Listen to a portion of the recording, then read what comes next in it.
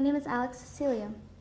I'm a graphic artist, and I'm going to show you how to draw choppy waves in Photoshop. So I've got my basic oceanic image right now, just like half color, half clouds.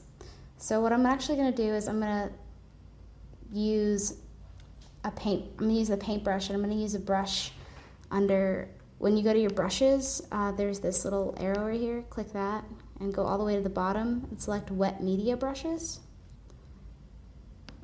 And you say OK.